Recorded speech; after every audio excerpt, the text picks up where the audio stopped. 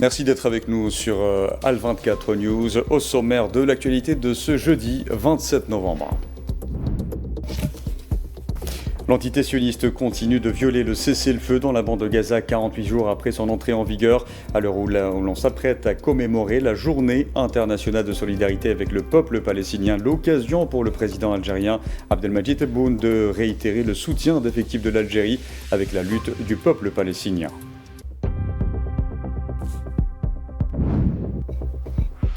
Des bombardements des forces de l'entité sioniste visent les hauteurs de Mahmoudiyeh au Liban Sud, une région ciblée depuis l'accord de cessez-le-feu signé il y a un an jour pour jour.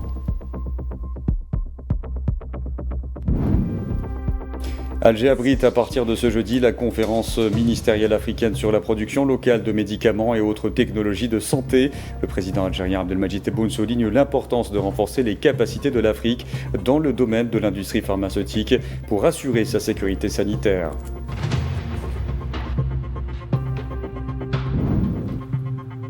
La coopération militaire algéro-russe évoquée par le général d'armée Saïd Chengriha en recevant à Alger le directeur du service fédéral russe pour la coopération militaire et technique, Dmitri Chougaev.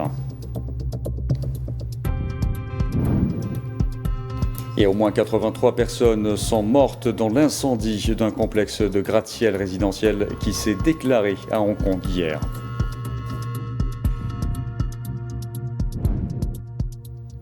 Bonsoir à tous. L'entité sioniste a encore violé le cessez-le-feu dans la bande de Gaza. 48 jours après son entrée en vigueur, les autorités sanitaires palestiniennes ont indiqué ce matin que les corps de 14 martyrs ont été transférés vers les hôpitaux de Gaza au cours des dernières 24 heures. Ainsi, et depuis l'entrée en vigueur du cessez-le-feu le 11 octobre, pas moins de 347 Palestiniens sont tombés en martyrs et 889 autres ont été blessés, tandis que les corps de 596 martyrs ont été récupérés. Et depuis le 7 octobre 2023, le bilan des victimes de ce génocide s'est alourdi à 69 799 martyrs et 170 972 blessés, en majorité des femmes et des enfants.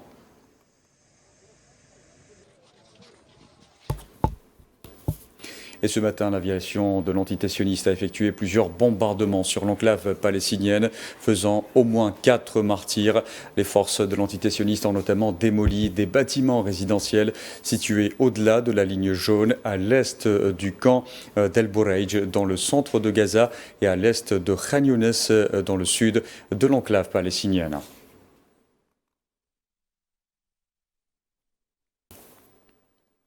Et ce jeudi, la dépouille d'un martyr non identifié a été retrouvée sous les décombres à Al-Mawassi, au sud de la bande de Gaza.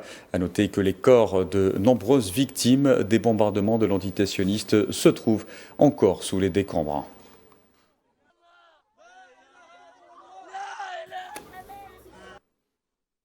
Et de nombreux Palestiniens ont été blessés par les tirs des forces de l'occupation sioniste en Cisjordanie occupée, notamment à Jenin, les forces de l'occupation ayant multiplié les assauts et les arrestations sur de nombreuses villes et villages, des opérations impliquant notamment l'aviation militaire de l'entité sioniste.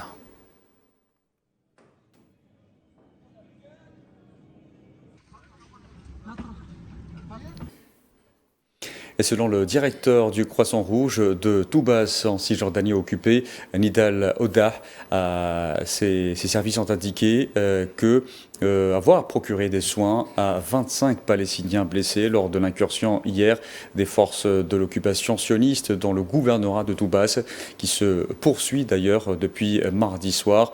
Le gouvernorat de Toubas est témoin d'une vaste campagne d'agression sioniste ces derniers jours à laquelle participent d'importantes forces de l'occupation sioniste, accompagnées de bulldozers.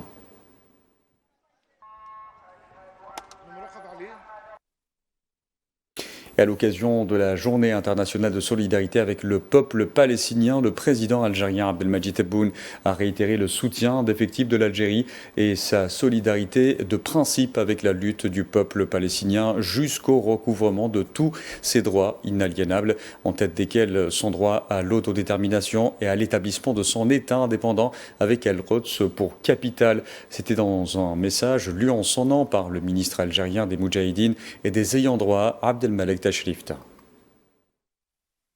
تجدد الجزائر دعمها المطلق. L'Algérie réaffirme son soutien indéfectible et sa solidarité de principe avec la lutte du peuple palestinien jusqu'au recouvrement de tous ses droits inaliénables, en tête desquels son droit à l'autodétermination et à l'établissement de son État indépendant et souverain sur les frontières de 1967 avec El-Quds pour capitale. Le président algérien a également saisi cette occasion pour appeler à lever immédiatement le blocus sur Gaza. L'Algérie appelle à cette occasion la communauté internationale à déployer les efforts nécessaires pour imposer le respect de la légalité internationale, lever immédiatement et complètement de blocus sur Gaza et ouvrir tous les points de passage afin de garantir l'acheminement de l'aide humanitaire. Mon pays réaffirme que l'admission de la Palestine comme État membre de plein droit à l'ONU constitue une étape essentielle pour consacrer le droit du peuple palestinien à l'autodétermination et à l'établissement de son État indépendant. Et les efforts de l'Algérie en faveur de la question palestinienne ont été mis en avant à l'ONU. Le représentant permanent de la Palestine auprès des Nations Unies, Riyad Mansour, a salué le rôle de l'Algérie qui a présenté des amendements substantiels au projet de résolution du Conseil de sécurité relatif au plan de paix à Gaza, de nature à préserver les droits des Palestiniens.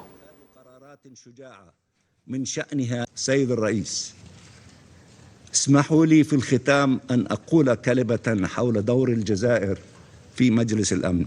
Lors de la dernière séance, l'Algérie, au nom de la Palestine et du groupe arabe, a présenté plusieurs amendements essentiels pour préserver les droits palestiniens en coordination avec la Somalie et avec le soutien du Pakistan. Ces amendements ont reçu un large appui des membres du Conseil, certains ayant été intégrés au texte tandis que d'autres ne l'ont pas été.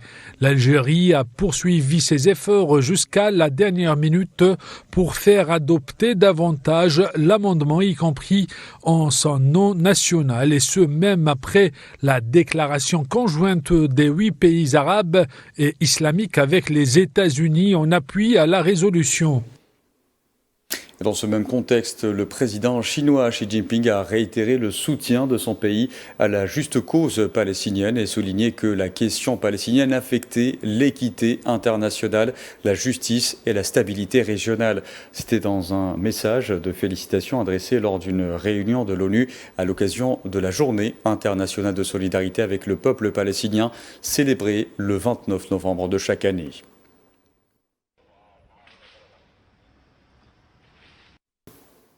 Et dans ce même cadre, les Nations Unies ont tenu à New York une réunion commémorative pour marquer la Journée internationale de solidarité avec le peuple palestinien. Une réunion lors de laquelle de nombreuses voix ont appelé à la mise en œuvre de l'accord de cessez-le-feu existant. Naïla Hamouda.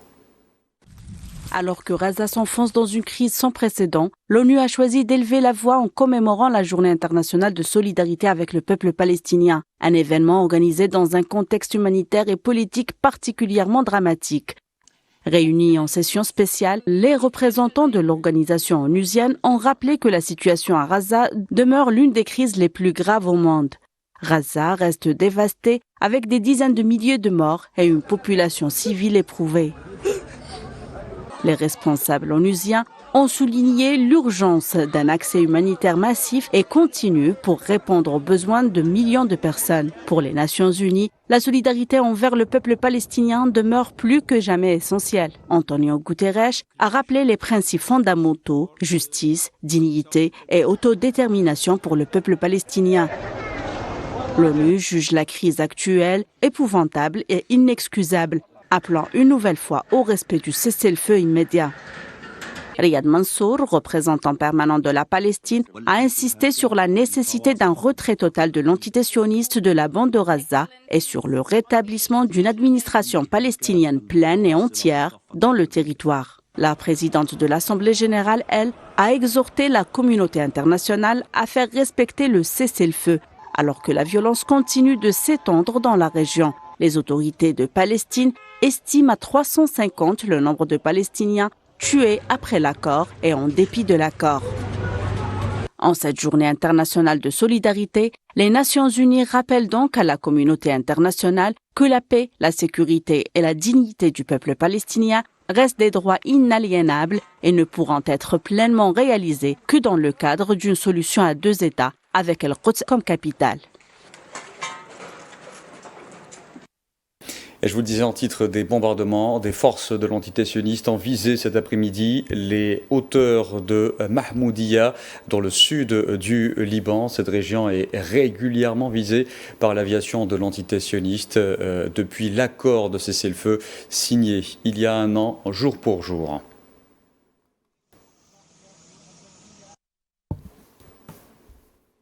Dans l'actualité également, le président algérien Abdelmadjid Tebboune a reçu ce jeudi le recteur de Jama al-Jazair, Mohamed Ma'moun al-Qassimi al-Husseini.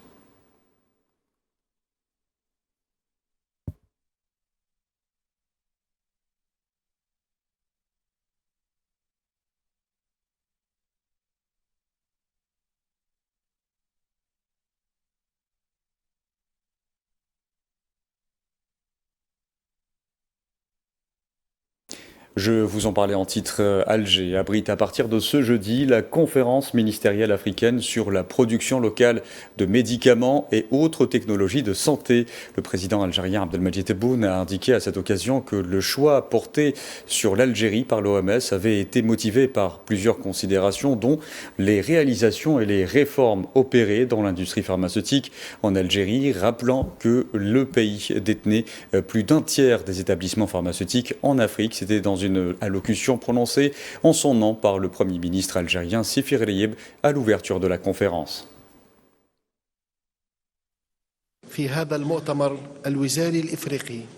Lors de cette conférence ministérielle africaine sur la production locale de médicaments et autres technologies de santé que l'Algérie a l'honneur d'accueillir, le choix de mon pays par l'Organisation mondiale de la santé pour abriter cette première édition a été motivé par plusieurs considérations, notamment les réalisations accomplies et les réformes engagées dans l'industrie pharmaceutique en Algérie, ainsi que le saut qualitatif que connaît ce secteur.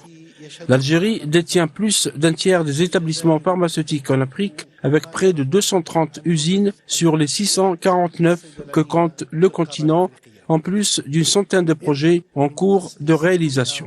L'organisation de cette conférence intervient après le succès retentissant réalisé à Alger en septembre dernier à l'occasion de la tenue de la 4e édition de la foire commerciale interafricaine IATF 2025 qui a connu une large participation et a été couronnée par la conclusion de contrats commerciaux et de partenariats d'investissement qui bénéficieront à tous les peuples de notre continent.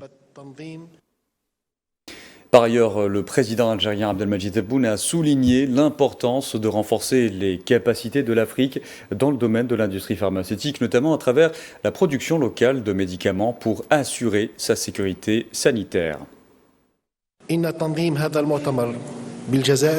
La tenue de cette conférence en Algérie, en coordination avec l'Organisation mondiale de la santé, vise à développer l'industrie pharmaceutique en Afrique et à garantir un accès équitable aux médicaments et vaccins pour tous les peuples du continent à travers des systèmes de santé résilients et la capacité de fournir des produits pharmaceutiques sûrs, efficaces et avec des prix raisonnables.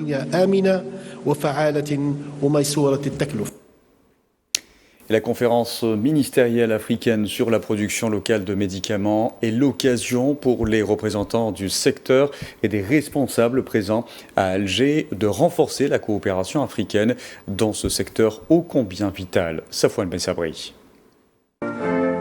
Alger accueille la conférence ministérielle africaine sur la production locale de médicaments et des technologies de la santé, un événement placé sous le haut patronage du président de la République. Le Premier ministre Sifir Riyeb s'est rendu au Centre international des conférences pour présider l'événement.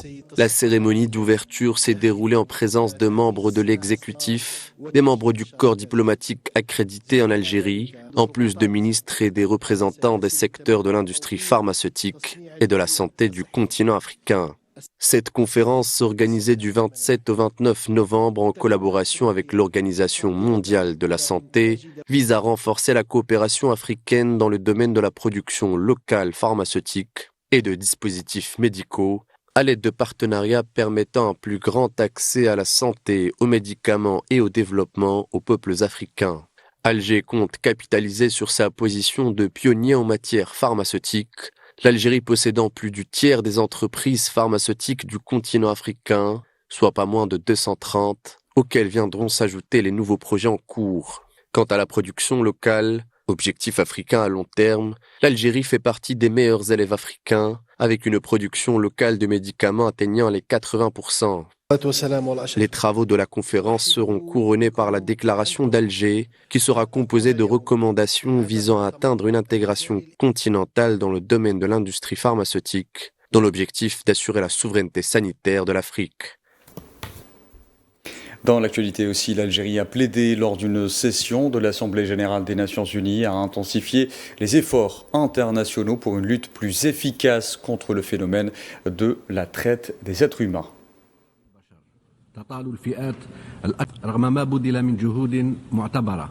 Malgré les efforts considérables déployés, le crime de la traite des êtres humains continue de toucher les catégories les plus vulnérables, notamment les femmes et les enfants. Ce phénomène est aggravé par l'exploitation croissante des nouvelles technologies par les réseaux criminels, ainsi que par son lien étroit avec la migration irrégulière, en particulier sur le continent africain. Depuis la réunion de haut niveau de 2021, l'Algérie a œuvré à honorer ses engagements à travers des actions concrètes, dont l'adoption en 2023 de la loi relative à la prévention et à la lutte contre la traite des personnes. Cette loi a permis de renforcer le mécanisme des poursuites judiciaires, d'améliorer les niveaux de protection et de prise en charge et d'instituer un mécanisme national dédié à cet objectif. Je vous en parlais en titre, coopération militaire. Le général d'armée Saïd Chengriha, ministre délégué auprès du ministre algérien de la Défense nationale, chef d'état-major de l'armée nationale populaire, a reçu en audience ce jeudi au siège de l'état-major de l'ANP le directeur du service fédéral russe pour la coopération militaire et technique, Dmitri Chougaev. Lors de cette rencontre, les deux parties ont tenu des discussions qui ont porté sur l'état de la coopération militaire et technique entre les deux pays et ont abordé les questions d'intérêt commun.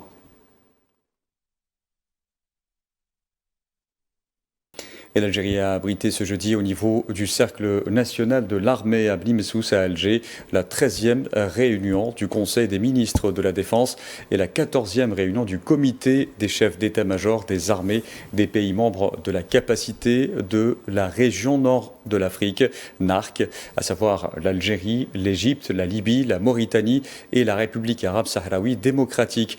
L'ordre du jour de ces réunions a porté sur l'évaluation du bilan des activités de la NARC pour l'année 2025 ainsi que sur l'examen des moyens et des mécanismes de développement de ses composantes en vue de renforcer la coordination entre les pays membres face aux menaces pesant sur la sécurité et la stabilité de la région.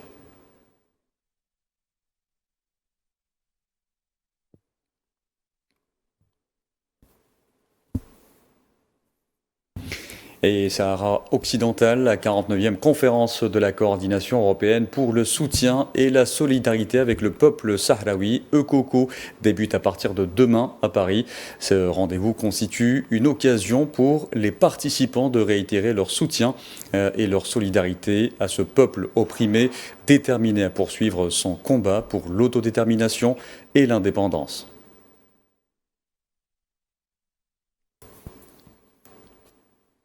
Allez, direction les États-Unis. Deux militaires de la garde nationale américaine ont été touchés par des tirs d'armes à feu à Washington, dans ce que la Maison-Blanche a décrit comme une situation tragique. Un suspect a été arrêté. Mes chers compatriotes américains, plus tôt aujourd'hui, à la veille de la fête de Thanksgiving, deux membres de la garde nationale servant à Washington ont été abattus à bout portant lors d'une attaque monstrueuse de type embuscade à quelques pas de la Maison-Blanche. Cette attaque odieuse était un acte de mal, un acte de haine et un acte de terreur. C'était un crime contre toute notre nation. C'était un crime contre l'humanité. C'est pourquoi ce soir, je peux annoncer que j'ai ordonné au département de la guerre de mobiliser 500 soldats supplémentaires pour aider à protéger notre capitale. Nous rendrons l'Amérique totalement sûre à nouveau et nous rendrons justice rapide à certaines aux coupables de cette attaque barbare si les balles allant dans la direction opposée ne l'ont pas déjà fait. To swift and certain justice if the bullets going in the opposite direction haven't already done that. Je vais commencer par dire que nous avons eu une série de réunions très productives, mais je veux commencer par dire qu'après ces réunions, mon équipe et moi-même avons été informés que 2 membres de la garde nationale ont été blessés par balle à Washington, grièvement blessés. Le tireur a tiré dans un acte lâche et odieux visant le meilleur de l'Amérique. Et au Pakistan, 3 policiers ont été tués et 2 autres blessés lors d'une attaque menée par les terroristes contre un poste de contrôle à l'entrée de la ville d'Angou dans la province pakistanaise de Khyber Pakhtunkhwa.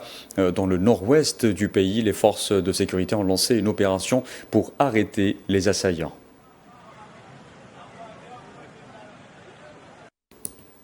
Le président russe Vladimir Poutine a proposé ce jeudi de lancer un vaste programme visant à équiper en armement russe moderne les forces de l'organisation du traité de sécurité collective dont les pays membres se sont réunis à Bishkek, la capitale du Kirghizstan.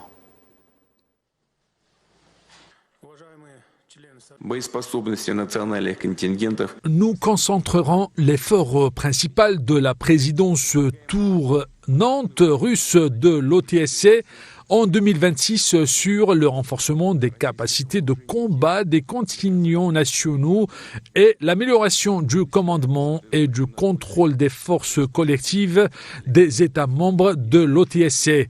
Nous suggérerons de lancer un programme à grande échelle d'équipage de la force collective avec des armes russes modernes et du matériel militaire qui prouveront leur efficacité lors d'opérations de combat réelles.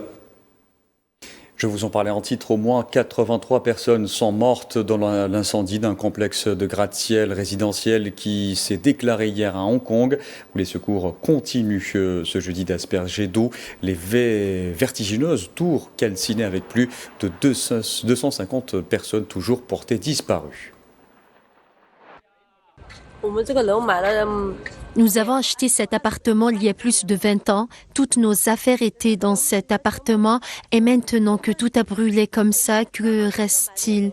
Il ne reste plus rien. Qu'est-ce qu'on est censé faire? Ce que nous espérons le plus, c'est que le gouvernement nous aidera à résoudre ce problème. Nous n'avons pas d'autres demandes. Espérons juste que le gouvernement pourra nous aider à résoudre le problème.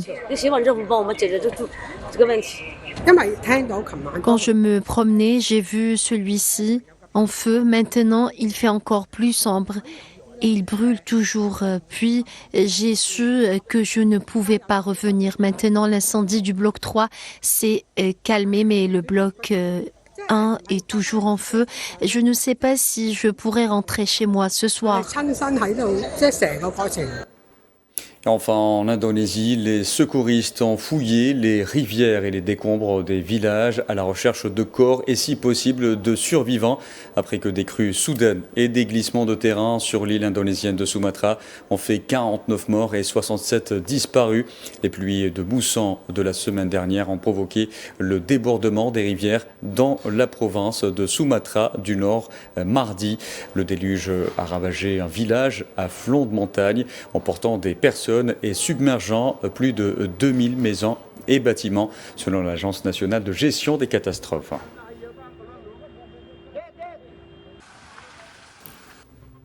Voilà, et on arrive à la fin de ce journal. Merci à vous de l'avoir suivi. Excellente soirée à tous.